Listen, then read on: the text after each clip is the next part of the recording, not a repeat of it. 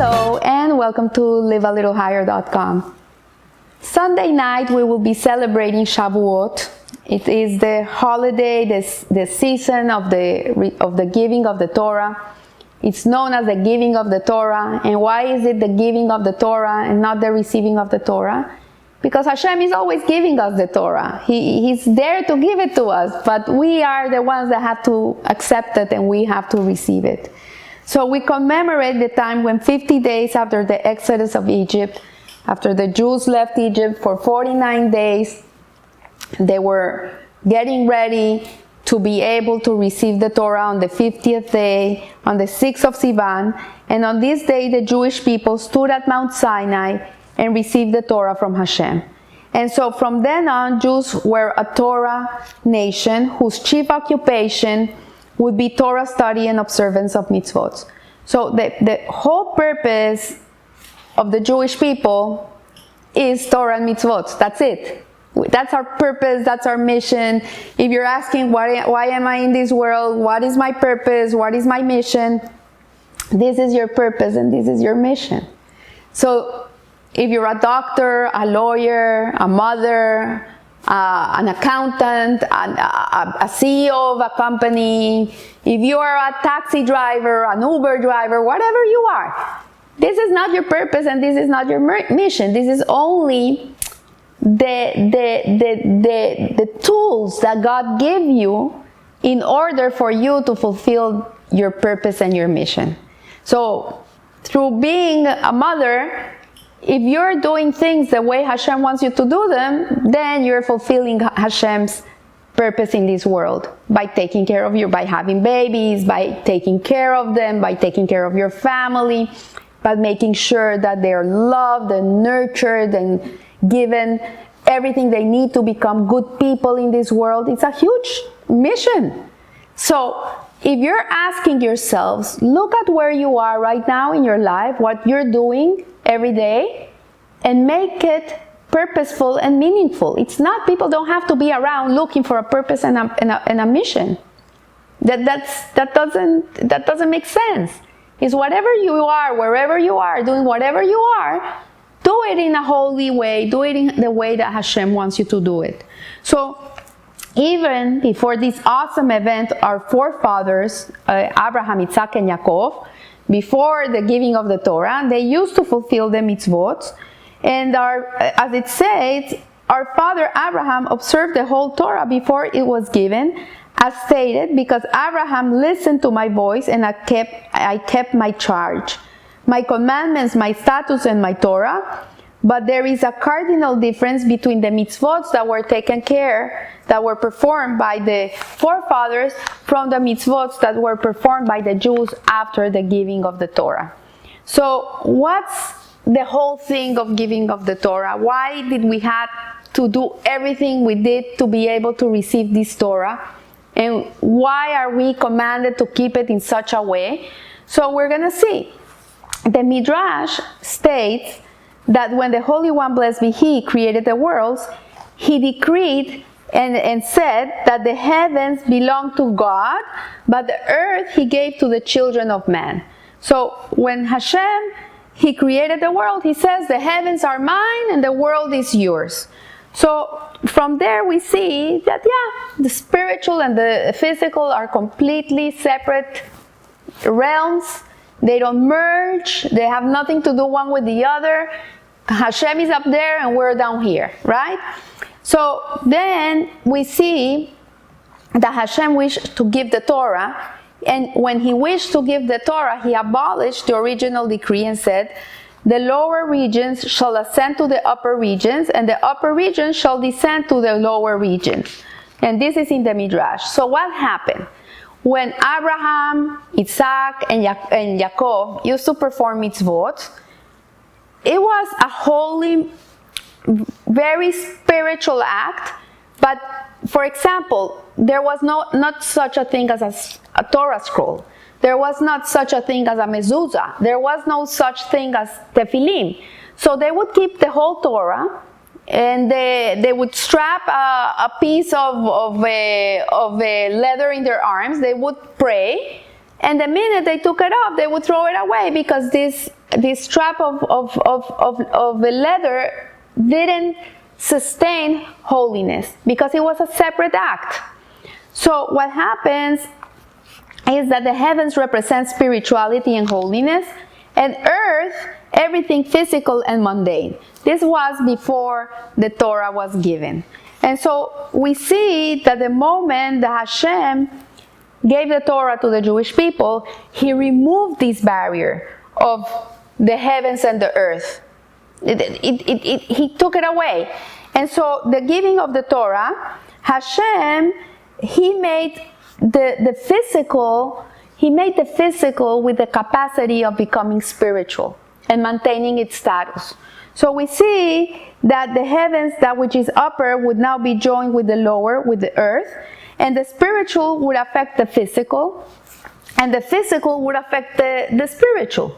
So whatever you do here affects the spiritual, and whatever happens up there affects the physical. So we're able to infuse godliness into the physical world because our strength to do so, unlike our forefathers, comes from God himself. So what happened? Abraham, Isaac, and Jacob, they fulfilled the mitzvahs. They were known as the chariots of Hashem. They wouldn't do anything that God didn't ask from them. They were chariots of God. Like if you get in your car, the car is going to go wherever you take it. It's not going to go wherever it wants. It's going to go wherever you take it. So the same way, Abraham and Isaac and Jacob were like the chariots of Hashem. They would go wherever Hashem would take them. They would not complain. They wouldn't ask questions. They would just do it. We see it with the Akedah, with Abraham, that Hashem told him, take your son, your beloved only son, and go and sacrifice him. And he didn't even question. He just did it because they were chariots of God. And how could they come to become this? How did they ever become these very holy people? They became this because this is what they wished to do. This was their desire. They did it because they wanted to do it. And so we see that the goal of creation of a physical world where souls inhabit physical bodies. Imagine a soul is a spiritual entity that comes from a spiritual realm. It's an emanation of God, and it's thrown into this world. It's put inside a bottle, inside a body, which is like a bottle. It's put inside a body, and this body doesn't have any, like suddenly you see there's no, like you don't see the body, a person like a spiritual being. You don't see a person like a soul. You would see a soul or a spiritual being. You see a person as a person. And so it says here from the teachings of the Rebbe that the goal of the creation of the physical world where souls inhabit physical bodies is that the body should be cognizant of God, that godliness be revealed in the world, making it a fit dwelling place for the divine. And this is achieved through living in the spirit of the Torah. So the Torah, the world and the Torah are not separate entities. So for us to be able to serve God, not like our forefathers who did it because they wanted to be godly and serve Hashem, and they had a calling, and they saw things that they were in a much loftier spiritual level than what we are as people. Like they say that in the house of Abraham you could see angels. In the house of Isaac you could see, it was something that was normal, it was natural. And so for us to be able to connect to the divine, to connect to the spiritual world, to be able to connect to heaven, let's say, we need a medium, we need a Torah, and we need mitzvot. Because if we don't have a Torah and we don't have mitzvot, there's no way we can connect to godliness. This is our 911 call to godliness. If you want to connect to godliness, you have to call 613, which is the number of the mitzvot that Hashem gives us.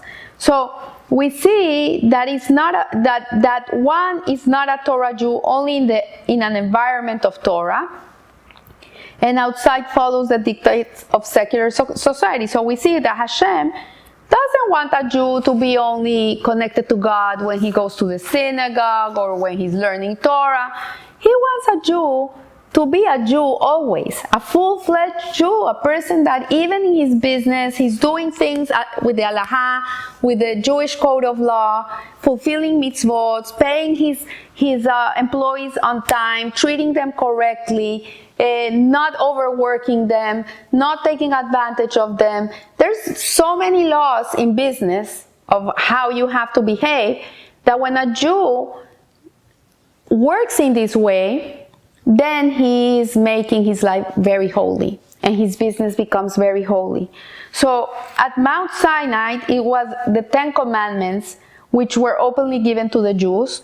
We had the two luchot, in which on one side we had the first 5, which are the commandments between us and Hashem, and then we had the second set, which were the next 5 commandments, were our relationship with people, with the other people. So we see that the 10 Commandments encompass the entire Torah. The whole Torah is bottled up in the 10 Commandments. Every mitzvah comes out from one of these commandments. So the 10 Commandments seem to be comprised of 2 very different categories. The first are, as we read, the first commandment says, I am the Lord your God, and you shall not have other gods. This is the 2 first commandments that we received. We received them directly from Hashem. Everybody heard him. It says it was such a supersonic experience that they heard with their eyes and they saw with their ears. That's how transformational it was. It was so like a hi-fi movie, one of these Hollywood 3D supersonic movies, and it was such a strong experience that it says in the Torah that the Jewish people couldn't contain their souls inside of their bodies. They died. They all died. They couldn't take more than 2 commandments directly from Hashem, and that's when Hashem said to Moshe, okay, I'm gonna resuscitate them, I'm gonna resurrect them, and he brought us back to life, and then the rest of the Torah was given to them through Moses. But the first 2 commandments were given to the Jewish people from Hashem. These are the first 2 commandments. So we see here that these lofty expressions of God's unity, the rest of the commandments consists of such simple commandments as you shall not murder, you shall not steal. And these commandments, in the intellect of the human being, you could accept them. Like, yeah, anybody would come up with these laws. Don't kill, don't steal, it's not the right thing to do, we should not do these things. So God combined both categories in the commandments, and the 10 Commandments expresses the synthesis of the upper and the lower heaven and earth, which took place at the giving of the Torah. Both concepts, the upper shall descend to the lower, and the lower shall ascend to the upper, are alluded to the upper shall descend to the lower, means the upper commandments should be present also in the lower, such as the prohibitions against theft and murder. That is the basis of the fulfillment of the later must be called, I am the Lord your God. So what he's saying here, the Rebbe, is that we should not observe the commandments because they're logical to us. Yeah, it's logical. Don't kill, don't steal, honor your parents, don't covet your friend's wife, don't feel jealous or covet someone else's possessions. This makes sense. It's logical. Any civil society would go by these laws. But what it's telling us here is that we keep the Torah not because of our human logic dictates, of our intelligence. We keep the Torah because God commanded the Torah to us. And that's why we heard the first 2 commandments from him directly. Because we keep the Torah because this is Hashem's will. Hashem's wisdom is contained in the Torah, and the mitzvot are Hashem's will. And this is the reason of our existence. There's no other reason. If it wasn't because the Jewish people were willing to go out of Egypt, and it was only, I think, 20% of the Jewish people that came out of Egypt, 80% died in the plague of darkness because they didn't want to come. And Hashem just created this plague of darkness, and they died because there was no purpose for them anymore. There was no reason for them to exist. So Hashem took them out of Egypt to give them the Torah so they could come and fulfill the will of Hashem in this world. That's the whole purpose of it. And so if you're not fulfilling the purpose of Hashem in this world, then why are you here? There's no reason. And so it says here, the Rebbe teaches something very, very beautiful, very special. And he says that the upper and lower can be synthesized because God provides the strength to Jews to do so.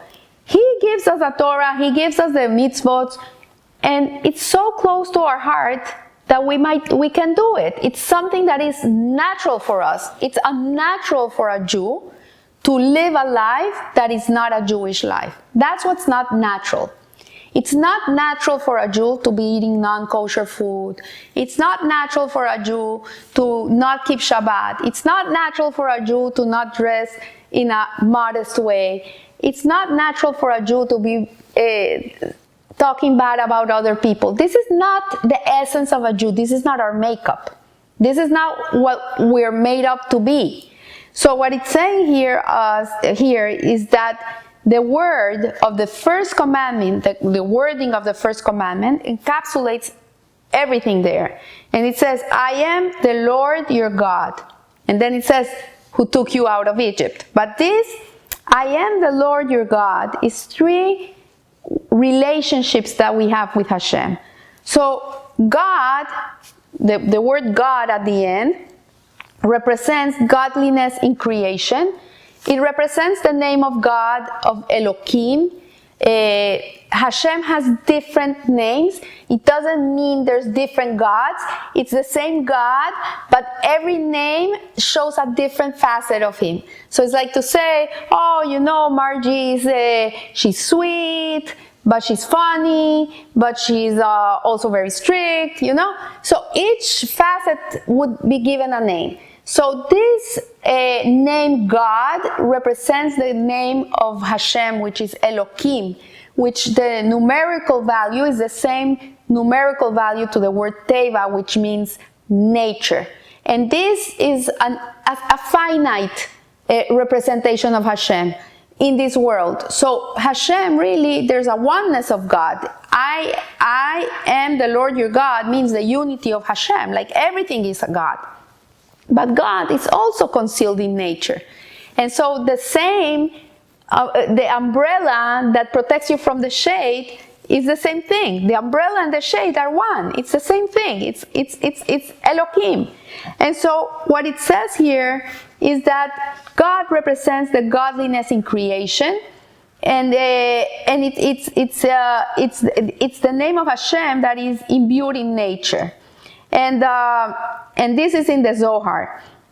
And for this level of godliness is invested in creation, which God has set within the natural limits. So Hashem created a world that has a natural order. It goes with the natural order because that's the only way that He can make a world where people can have free will. If He doesn't make a natural order, then people would not be able to have free choice. We wouldn't have Behira. Like imagine if you're eating a shrimp and you see that lightning is gonna strike you, obviously you're not gonna eat a shrimp. If you keep Shabbat and you're gonna make $10 million in 1 week, everybody will be keeping Shabbat. So Hashem creates a world with a natural order, so people have free will. So then the word I am the Lord, represents the revelation of godliness which transcends creation, and it is that level where the past, present, and future, which normally cannot coexist, are all one. The Lord is infinite above time and place. So this is the name of Hashem that is Yud Kei Vav Kei, which is the tetragrammaton, which is the infinite, infallible name of Hashem. So this is something that transcends, that is beyond our grasp. We can never come to understand Hashem's ways. His way of thinking is not our way of thinking, and we could never come to understand why Hashem does the things He does, because we're human and He's God. So that's that name of God. And then the I am, refers to God's essence, and which is so lofty. This part of Hashem is so lofty, that it cannot even be given a name. And so, as stated, when Moshe Rabbeinu saw the burning bush, and a voice was coming out of the bush, and this voice came and told him that he has to take the Jewish people out of Egypt, that he's going to help them. And when he says, okay, when I come to Pharaoh, what am I going to tell him? Who are you? What's your name? And Hashem answered him with that name. I am who I am. I am who I am. This is my essence. You cannot give me form, shapes, size, put me in a box. No, you cannot even understand what I am. So not only is this a loftier than the level of godliness as invested in creation, but it's also higher, as the infinite name of God, Yud Kei Vav Kai, which is the God here, but it's also higher than the revelation of godliness which transcends nature, that is given the name Lord Elohim. So the level of I is not limited to anything, not to nature, not to transcendence. It's beyond that. The essence of God is no more constrained to infinity than to finity. So to say that Hashem is infinite is also giving him a description. So this name of God, I, is beyond description. We cannot even say he's infinite, because the other name God, Yud Kei Vav Kei, you can say he's infinite.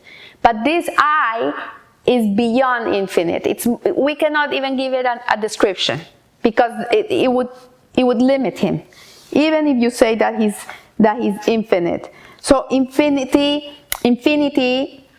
which is transcending nature, is also a type of constraint. And in that it is not finite. God's essence, on the other hand, is above both finity and infinity, and therefore can unite the two with finity and infinity coexistence. As an example of this is the ark in the Holy of Holies. In the Mishkan, in the tabernacle, in the two temples, there was an ark where the luchots were contained in the Holy of Holies, in the Kodesh HaKodashim, which, although having definite physical dimensions, this ark, and it would look that it was finite, simultaneously took up no space in the Holy of Holies. So it was so spiritual. It had it didn't take space. So this is one of those miracles of the times of the temple. So this is the meaning of I am the Lord your God at the giving of the Torah, this first commanding, Ani Hashem, I am the Lord your God, that every Jew is given the strength of the I. We're all given this strength that supersedes any constriction. Inside of you, there is a spark of Hashem. That is your essence. And that's where you take your strength from. This is where the strength of a Jew comes from. This is the strength of a Jew in times of Inquisition, where they tell the Jew, either you bow down or you're gonna be killed to the cross, and the Jew prefers to die. And this is a Jew that never kept Torah, never kept mitzvot, nothing. He prefers to die. Where does this come from? Like, hello, where does a Jew have this capacity? I'm not saying they all do it, but that we have the capacity to give our life for Hashem comes from the I, from the Ani, from that part of God that transcends even infinitude, that it doesn't even have a name for it, because it would limit it. So the Jew is giving the strength of this I, which is not limited by or to anything, and Jews are therefore able to combine the level of Lord, transcending creation. We have the capacity to transcend. We have the capacity to go beyond the realm, the spiritual realm. Like, for example, Shabbat, we are transcending. We're leaving the material world and we're going into a spiritual realm. We have that capacity. And then you see that with your God, the level of God, which is Elohim, which is imbued in nature, this can be grasped even by the human intellect, and Jews must unite the commands, you shall not murder and you shall not steal. These commandments, we should not do them because they're logical, because they make sense, because intellectually I can come to understand them. I do them because because that's my essence, and this is what Hashem wants from me. And that's the whole purpose of giving us the Torah, that we can connect to that part of ourselves. And if Hashem wouldn't have given us the Torah at Mount Sinai, and He wouldn't have given us the mitzvot, and we wouldn't have said, Naseh v'nishma, we will learn, and then we will do, and then we will learn, imagine how avant-garde. Most people would say, no, I need to understand this in order to be able to fulfill this that you're asking me to do. But the Jews were no, they were there standing, and they said, Naseh v'nishma, we will do and then we will learn. This is from the eye. And we see in the world, we see it, many things that were not acceptable, that were wrong. And they're still wrong, because the Torah says they're wrong. But the world can come to justify them and change everything and make them seem right. You know, for example, in China, many years ago, there was an overpopulation. They still have an overpopulation, but in those days, I remember I was in my 20s, people could only have one child by law, and they couldn't have more. And so what would people do? Like, for example, they all wanted boys, and if a girl was born, they would kill the girl or throw her in who knows where. So people can justify anything. People can justify anything. The human mind can justify any wrong under the sun. Any wrong under the sun. Like I was seeing in the news this week that there's people that want to cancel the mom word and the Mother's Day. They're not moms, they're birthing people. Birthing people, please. Come on. Then they can justify it because no, it's offensive for other people that cannot have babies, whatever they want to call it. I don't know how they justified it, but hello, a mom is a mom. Who's going to replace a mom ever in the world? A mom is a mom. So here we see that the Torah is the only truth in the world, is the Emet of God. And when we connect to this Torah, when we connect to Hashem's wisdom, and we connect to Hashem's will, we're able to not only live in this world and make it a dwelling place for Hashem and make it holy, we're able to transcend the world and understand that we are above it. And not only that, we can even go farther to a place where there's no explanation of who we are. And that's our essence. So I want to wish you a Hag Sameach, a beautiful Yom Tov, that you should receive the Torah like a new toy, full of wonder and joy and inspiration, and that everything you do for Hashem, that you should be happy. Serve Hashem with joy. That's the biggest mitzvah. And in the Shavuot that we do this, that Israel should be protected, all our brothers and sisters in the land of Israel should be protected, and there should be no sorrow for anybody. So, Hag Sameach, and live a little higher. Thank you.